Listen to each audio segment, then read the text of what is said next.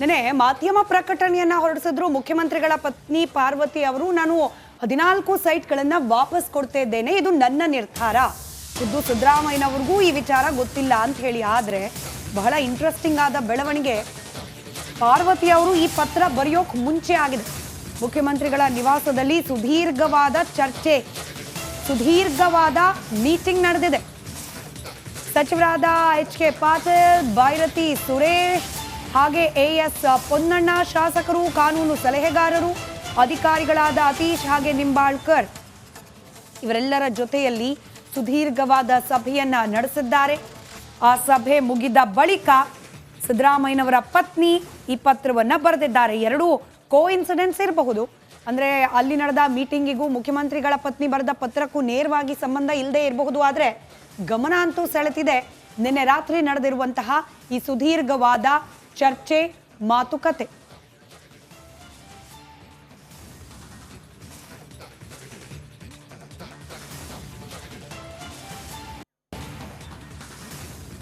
ನೋಡಿ, ಯಾವಾಗ ಈ ಮೂಡಾ ಹಗರಣ ಬೆಳಕಿಗೆ ಬಂತು, ಆರೋಪಗಳನ್ನು ಎದುರಿಸೋದಕ್ಕೆ ಸಿಎಂ ಸಿದ್ದರಾಮಯ್ಯನವರು ಪ್ರಾರಂಭ ಆದ್ರು, ಯಾವಾಗ ಹೈಕೋರ್ಟ್ ಮೆಟ್ಟಿಲೇರ್ತೋ ಈ ಕೇಸ್, ಆ ನಂತರ ಜನಪ್ರತಿನಿಧಿಗಳ ವಿಶೇಷ ನ್ಯಾಯಾಲಯದಿಂದ ತನಿಖೆಗೆ ಆದೇಶ ನೀಡಲಾಯಿತು, ಅಲ್ಲಿ ತನಕ ಕೂಡ ಕಾಂಗ್ರೆಸ್ನ ಹೈಕಮಾಂಡ್ ನಾವು ನಿಮ್ಮ ಜೊತೆಗಿದ್ದೀವಿ ಅನ್ನುವಂಥ ಮಾತುಗಳನ್ನು ಆಡ್ತಾ ಬಂದಿತ್ತು. ಬಟ್ ಈಗ ಇಡಿ ಎಂಟ್ರಿಯಿಂದ ಸಹಜವಾಗಿ ಹೈಕಮಾಂಡ್ ಕೂಡ ಟೆನ್ಷನ್ ಅಲ್ಲಿ ಇದೆಯಂತೆ.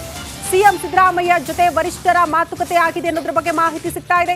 ಮುಂದಿನ ಬೆಳವಣಿಗೆಗಳ ಬಗ್ಗೆ ಸಿಎಂ ಜೊತೆ ಸುದೀರ್ಘವಾಗಿ ಚರ್ಚೆ ಮಾಡಿದ್ದಾರಂತೆ ವರಿಷ್ಠರು. ಮೂಡಾ ಕೇಸ್ನಲ್ಲಿ ಯಾವುದೇ ಹಣದ ವ್ಯವಹಾರ ಆಗಿಲ್ಲ, ಇಡಿಯಿಂದ ಏನೂ ಆಗಲ್ಲ ಅಂತ ಸಿಎಂ ಸಿದ್ದರಾಮಯ್ಯನವರು ಕೂಡ ವರಿಷ್ಠರ ಜೊತೆ ಮಾತನಾಡಿದ್ದಾರೆ, ಈ ಮಾಹಿತಿ ನೀಡಿದ್ದಾರೆ ಅನ್ನೋದ್ರ ಬಗ್ಗೆ ಮಾಹಿತಿ ಸಿಗ್ತಾ ಇದೆ.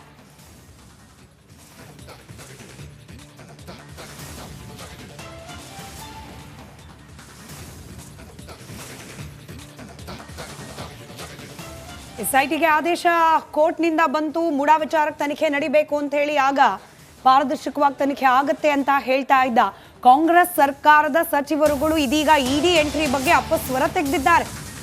ಇಡಿಯನ್ನ ಕೇಂದ್ರ ಸರ್ಕಾರ ದುರ್ಬಳಕೆ ಮಾಡ್ಕೊಳ್ತಾ ಇದೆ. ಇಂಥದ್ದೇ ಆರೋಪ ಎಸ್ಐಟಿ ಬಗ್ಗೆ ರಾಜ್ಯ ಬಿಜೆಪಿ ಘಟಕ ಕೂಡ ಮಾಡ್ತು. ರಾಜ್ಯ ಸರ್ಕಾರ ಎಸ್ಐಟಿ ತನಿಖೆ ಮಾಡಿದ್ರೆ ಪ್ರಭಾವ ಬೀರುತ್ತೆ, ಎಸ್ಐಟಿಯಿಂದ ಪಾರದರ್ಶಕವಾದ ತನಿಖೆ ಆಗೋದ್ರ ಬಗ್ಗೆ ಅನುಮಾನ ಇದೆ, ಇದು ರಾಜ್ಯ ಬಿಜೆಪಿ ಘಟಕದ ವಾದ ಆಗಿತ್ತು.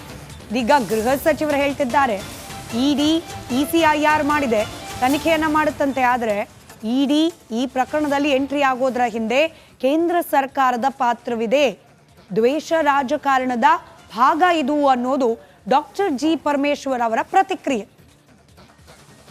ನೋಡ್ರಿ, ಏನ್ ಮಾಡಿದ್ರು ಟೀಕೆ ಆಗ್ತಾ ಇದೆಯಲ್ವಾ, ನೀವು ವಾಪಸ್ ಕೊಟ್ಟರು ಟೀಕೆ ಆಗ್ತಾ ಇದೆ, ಕಾನೂನಾತ್ಮಕವಾಗಿ ಫೈಟ್ ಮಾಡ್ತಾ ಇದ್ರು ಟೀಕೆ ಆಗ್ತಾ ಇದೆ. ಮೊಸರಲ್ಲಿ ಕಲ್ಲು ಹುಡುಕ್ತಾನೆ ಇದ್ರೆ ಎಲ್ಲಿಗೆ ಕೊನೆ ಆಗುತ್ತೆ? ಇದು ಎಲ್ಲೋ ಯಾವತ್ತಾದ್ರೂ ಒಂದಿನ ಇದು ಕೊನೆ ಆಗ್ಬೇಕಲ್ವಾ? ಅಲ್ಲ, ಅದು ನೋಡೋಣ ಆಮೇಲೆ. ನೈತಿಕತೆ ಯಾವಾಗ ಅಂದ್ರೆ ಸತ್ಯ ಇದ್ದಾಗ, ಅಸತ್ಯ ಇದ್ದಾಗ ನೈತಿಕತೆ ಪ್ರಶ್ನೆ ಎಲ್ಲಿ ಬರುತ್ತೆ? ಏನಾದ್ರೂ ಅವ್ರು ಏನಾದ್ರೂ ಹೇಳ್ಕೊಳ್ಳಿ, ಆದ್ರೆ ಅವರು ಒಂದು ತೀರ್ಮಾನಕ್ಕೆ ಬಂದಿದ್ದಾರೆ. ಹೌದಪ್ಪ, ನಮಗೆ ಈ ಸೈಟ್ ಬೇಡ. ಇಷ್ಟೊಂದು ನೀವು ಗೊಂದಲ ಮಾಡೋದಿದ್ರೆ ನಮ್ಮ ಯಜಮಾನರಿಗೆ ರಾಜಕೀಯವಾಗಿ ನೀವು ತೊಂದರೆ ಮಾಡ್ತಾ ಇದ್ದೀರಾ, ಅದಕ್ಕೆ ನನಗೇನು ಬೇಕಾಗಿಲ್ಲ ಅಂತೇಳಿ ಅವರು ಸರೆಂಡರ್ ಮಾಡಿದ್ದಾರೆ. ನೋಡ್ರಿ, ಏನು ಮಾಡಿದ್ರು ಟೀಕೆ ಆಗ್ತಾ ಇದೆಯಲ್ವಾ, ನೀವು ವಾಪಸ್ ಕೊಟ್ಟರು ಟೀಕೆ ಆಗ್ತಾ ಇದೆ, ಕಾನೂನಾತ್ಮಕವಾಗಿ ಫೈಟ್ ಮಾಡ್ತಾ ಇದ್ರು ಟೀಕೆ ಆಗ್ತಾ ಇದೆ. ನೋಡಿ, ಮೂಡಾ ವಿಚಾರವಾಗಿ ನೆನೆ ಮಾಧ್ಯಮ ಪ್ರಕಟಣೆಯನ್ನ ಹೊರಡಿಸಿದ್ರು ಮುಖ್ಯಮಂತ್ರಿಗಳ ಪತ್ನಿ ಪಾರ್ವತಿ ಅವರು. ನಾನು 14 ಸೈಟ್ಗಳನ್ನ ವಾಪಸ್ ಕೊಡ್ತಾ ಇದ್ದೇನೆ, ಇದು ನನ್ನ ನಿರ್ಧಾರ. ಖುದ್ದು ಸಿದ್ದರಾಮಯ್ಯನವರಿಗೂ ಈ ವಿಚಾರ ಗೊತ್ತಿಲ್ಲ ಅಂತ ಹೇಳಿ. ಆದ್ರೆ ಬಹಳ ಇಂಟ್ರೆಸ್ಟಿಂಗ್ ಆದ ಬೆಳವಣಿಗೆ, ಪಾರ್ವತಿ ಅವರು ಈ ಪತ್ರ ಬರೆಯೋಕ್ ಮುಂಚೆ ಆಗಿದೆ. ಮುಖ್ಯಮಂತ್ರಿಗಳ ನಿವಾಸದಲ್ಲಿ ಸುದೀರ್ಘವಾದ ಚರ್ಚೆ, ಸುದೀರ್ಘವಾದ ಮೀಟಿಂಗ್ ನಡೆದಿದೆ. ಸಚಿವರಾದ ಎಚ್.ಕೆ. ಪಾಟೀಲ್, ಬೈರತಿ ಸುರೇಶ್ ಹಾಗೆ ಎಎಸ್ ಪೊನ್ನಣ್ಣ, ಶಾಸಕರು, ಕಾನೂನು ಸಲಹೆಗಾರರು, ಅಧಿಕಾರಿಗಳಾದ ಅತೀಶ್ ಹಾಗೆ ನಿಂಬಾಳ್ಕರ್ ಇವರೆಲ್ಲರ ಜೊತೆಯಲ್ಲಿ ಸುದೀರ್ಘವಾದ ಸಭೆಯನ್ನ ನಡೆಸಿದ್ದಾರೆ. ಆ ಸಭೆ ಮುಗಿದ ಬಳಿಕ ಸಿದ್ದರಾಮಯ್ಯನವರ ಪತ್ನಿ ಈ ಪತ್ರವನ್ನ ಬರೆದಿದ್ದಾರೆ. ಎರಡೂ ಕೋಇನ್ಸಿಡೆನ್ಸ್ ಇರಬಹುದು, ಅಂದ್ರೆ ಅಲ್ಲಿ ನಡೆದ ಮೀಟಿಂಗಿಗೂ ಮುಖ್ಯಮಂತ್ರಿಗಳ ಪತ್ನಿ ಬರೆದ ಪತ್ರಕ್ಕೂ ನೇರವಾಗಿ ಸಂಬಂಧ ಇಲ್ಲದೆ ಇರಬಹುದು. ಆದ್ರೆ ಗಮನ ಅಂತೂ ಸೆಳೆತಿದೆ ನಿನ್ನೆ ರಾತ್ರಿ ನಡೆದಿರುವಂತಹ ಈ ಸುದೀರ್ಘವಾದ ಚರ್ಚೆ, ಮಾತುಕತೆ.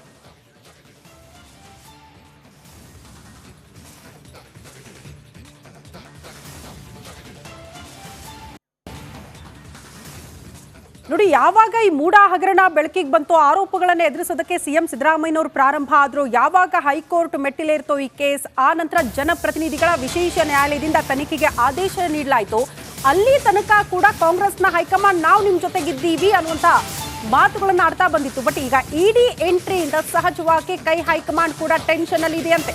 ಸಿಎಂ ಸಿದ್ದರಾಮಯ್ಯ ಜೊತೆ ವರಿಷ್ಠರ ಮಾತುಕತೆ ಆಗಿದೆ ಅನ್ನೋದ್ರ ಬಗ್ಗೆ ಮಾಹಿತಿ ಸಿಗ್ತಾ ಇದೆ. ಮುಂದಿನ ಬೆಳವಣಿಗೆಗಳ ಬಗ್ಗೆ ಸಿಎಂ ಜೊತೆ ಸುದೀರ್ಘವಾಗಿ ಚರ್ಚೆ ಮಾಡಿದ್ದಾರಂತೆ ವರಿಷ್ಠರು. ಮೂಡಾ ಕೇಸ್ನಲ್ಲಿ ಯಾವುದೇ ಹಣದ ವ್ಯವಹಾರ ಆಗಿಲ್ಲ, ಇಡಿಯಿಂದ ಏನೂ ಆಗಲ್ಲ ಅಂತ ಸಿಎಂ ಸಿದ್ದರಾಮಯ್ಯನವರು ಕೂಡ ವರಿಷ್ಠರ ಜೊತೆ ಮಾತನಾಡಿದ್ದಾರೆ, ಈ ಮಾಹಿತಿ ನೀಡಿದ್ದಾರೆ ಅನ್ನೋದ್ರ ಬಗ್ಗೆ ಮಾಹಿತಿ ಸಿಗ್ತಾ ಇದೆ.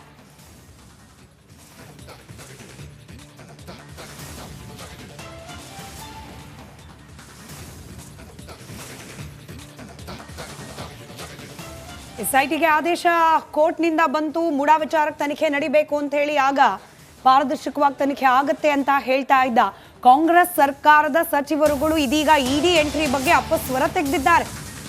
ಇಡಿಯನ್ನ ಕೇಂದ್ರ ಸರ್ಕಾರ ದುರ್ಬಳಕೆ ಮಾಡ್ಕೊಳ್ತಾ ಇದೆ. ಇಂಥದ್ದೇ ಆರೋಪ ಎಸ್ಐಟಿ ಬಗ್ಗೆ ರಾಜ್ಯ ಬಿಜೆಪಿ ಘಟಕ ಕೂಡ ಮಾಡ್ತು.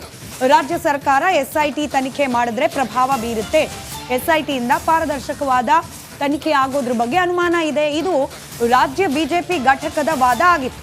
ಈಗ ಗೃಹ ಸಚಿವರು ಹೇಳ್ತಿದ್ದಾರೆ ಇಡಿ ಇಸಿಐಆರ್ ಮಾಡಿದೆ, ತನಿಖೆಯನ್ನ ಮಾಡುತ್ತಂತೆ. ಆದರೆ ಇಡಿ ಈ ಪ್ರಕರಣದಲ್ಲಿ ಎಂಟ್ರಿ ಆಗೋದ್ರ ಹಿಂದೆ ಕೇಂದ್ರ ಸರ್ಕಾರದ ಪಾತ್ರವಿದೆ, ದ್ವೇಷ ರಾಜಕಾರಣದ ಭಾಗ ಇದು ಅನ್ನೋದು ಡಾಕ್ಟರ್ ಜಿ ಪರಮೇಶ್ವರ್ ಅವರ ಪ್ರತಿಕ್ರಿಯೆ. ನೋಡ್ರಿ, ಏನ್ ಮಾಡಿದ್ರು ಟೀಕೆ ಆಗ್ತಾ ಇದೆಯಲ್ವಾ, ನೀವು ವಾಪಸ್ ಕೊಟ್ಟರು ಟೀಕೆ ಆಗ್ತಾ ಇದೆ, ಕಾನೂನಾತ್ಮಕವಾಗಿ ಫೈಟ್ ಮಾಡ್ತಾ ಇದ್ರು ಟೀಕೆ ಆಗ್ತಾ ಇದೆ. ಮೊಸರಲ್ಲಿ ಕಲ್ಲು ಹುಡುಕ್ತಾನೆ ಇದ್ರೆ ಎಲ್ಲಿಗೆ ಕೊನೆ ಆಗುತ್ತೆ? ಇದು ಎಲ್ಲೋ ಯಾವತ್ತಾದ್ರೂ ಒಂದಿನ ಇದು ಕೊನೆ ಆಗ್ಬೇಕಲ್ವಾ? ಅಲ್ಲ, ಅದು ನೋಡೋಣ ಆಮೇಲೆ. ನೈತಿಕತೆ ಯಾವಾಗ ಅಂದ್ರೆ ಸತ್ಯ ಇದ್ದಾಗ, ಅಸತ್ಯ ಇದ್ದಾಗ ನೈತಿಕತೆ ಪ್ರಶ್ನೆ ಎಲ್ಲಿ ಬರುತ್ತೆ?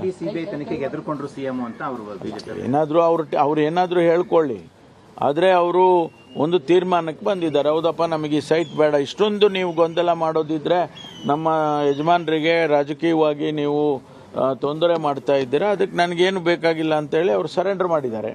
ನೋಡ್ರಿ, ಏನು ಮಾಡಿದ್ರು ಟೀಕೆ ಆಗ್ತಾ ಇದೆಯಲ್ವಾ, ನೀವು ವಾಪಸ್ ಕೊಟ್ಟರು ಟೀಕೆ ಆಗ್ತಾ ಇದೆ, ಕಾನೂನಾತ್ಮಕವಾಗಿ ಫೈಟ್ ಮಾಡ್ತಾ ಇದ್ರು ಟೀಕೆ ಆಗ್ತಾ ಇದೆ. ನೋಡಿ, ಮೂಡಾ ವಿಚಾರವಾಗಿ ನಮಸ್ಕಾರ, ಕರ್ನಾಟಕ ಪ್ರೈಮ್ ಟೈಮ್ಗೆ ಸ್ವಾಗತ. ನಾನು ಜಯಪ್ರಕಾಶ್ ಶೆಟ್ಟಿ. ಇಡೀ ಕರ್ನಾಡು ಇವತ್ತು ರೆಬೆಲ್ ಆಗಿ ನಿಂತಿದೆ.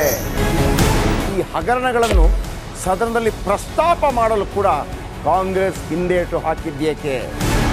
ನಿಮ್ಗೆ ಸಂಬಳ ಅದಕ್ಕೆ, ನಿಮಗೆ ವಾಹನ ಅದಕ್ಕೆ, ನಿಮಗೆ ವೆಪನ್ ಅದಕ್ಕೆ, ನೀವು ಅದನ್ನು ಸೆರೆ ಹಿಡಿಬೇಕಾಗಿತ್ತು. ನೀವು ವಿದ್ಯುತ್ ಬರ ಇದೆ ಅಂತ ಹೇಳ್ತಾ ಇದ್ದೀರಿ, ಎಲ್ಲಿ ಬರ ಇದೆ ನೀವು ಹೇಳಬೇಕು. ಪಾಕಿಸ್ತಾನ್ ಆಕ್ಯುಪೈಡ್ ಕಾಶ್ಮೀರ್ ಅದು ಎಂದೆಂದಿಗೂ ನಮ್ಮದು. 40 ಮೆಷಿನ್ಗಳು ತಂದಿತ್ತು ನೋಟ್ ಎಣಿಸುವುದಕ್ಕೆ, ಅದೇ ಹಾಳಾಯಿತು. ಮಥುರಾದ ಗಲಾಟೆ ಇದೆಯಲ್ಲ, ಅದು ಸ್ಥಳೀಯವಾಗಿ ಕೂತು ಪರಿಹರಿಸಬಹುದಾದಂಥ ಕಾನೂನಿದೆ. ಗ್ಯಾರಂಟಿ ಯೋಜನೆಯಿಂದ ನಷ್ಟ ಆಗಿದೆ, ಲಾಭ ಆಗಿದೆ, ದಯವಿಟ್ಟು ಹೇಳಿ. Dawood Ibrahim most wanted criminal ಯಾವಾಗಾದ ಅಂದರೆ ಇಲ್ಲಿ ತನಕ ಭಾರತ ದೇಶದಲ್ಲಿ ಓರ್ವ ದಲಿತ ಪ್ರಧಾನಿಯಾದಂಥ ಇತಿಹಾಸವೇ ಇಲ್ಲ. ರಿಪಬ್ಲಿಕ್ ವರ್ಲ್ಡ್ ಆಪ್ ಇದು ಕೇವಲ ಅಪ್ಲಿಕೇಶನ್ ಅಲ್ಲ, ಸಮಗ್ರ ಸುದ್ದಿಗಳ ಸಂಪರ್ಕ ಮಾರ್ಗಕ್ಕೆ ಕ್ರಾಂತಿಕಾರಿ ಬದಲಾವಣೆ. ರಿಪಬ್ಲಿಕ್ ವರ್ಲ್ಡ್ ಆಪ್ ಕೇವಲ ಸುದ್ದಿ ಅಪ್ಲಿಕೇಶನ್ ಅನ್ನ ಪರಿಚಯ ಮಾಡ್ತಾ ಇಲ್ಲ, ಬದಲಾಗಿ ಡಿಜಿಟಲ್ ಸುದ್ದಿ ಬಳಕೆಯ ಹೊಸ ಯುಗಕ್ಕೆ ನಾಂದಿ ಹಾಡ್ತಾ ಇದೆ. ಇದೊಂದು ಬ್ರೇಕಿಂಗ್ ನ್ಯೂಸ್, ಪ್ರಭಾವಶಾಲಿ ಕಾರ್ಯಕ್ರಮಗಳಿಗೆ ಗಟ್ಟಿಯಾದ ವೇದಿಕೆ. ರಿಪಬ್ಲಿಕ್ ವರ್ಲ್ಡ್ ಅಪ್ಲಿಕೇಶನ್ ಈಗ ಲೈವ್ ಆಗಿದೆ. ಗೂಗಲ್ ಪ್ಲೇ ಸ್ಟೋರ್ ಮತ್ತು ಆಪಲ್ ಆಪ್ ಸ್ಟೋರ್ ಎರಡರಲ್ಲೂ ಲಭ್ಯವಿದೆ. ಈಗಲೇ ಡೌನ್ಲೋಡ್ ಮಾಡಿ.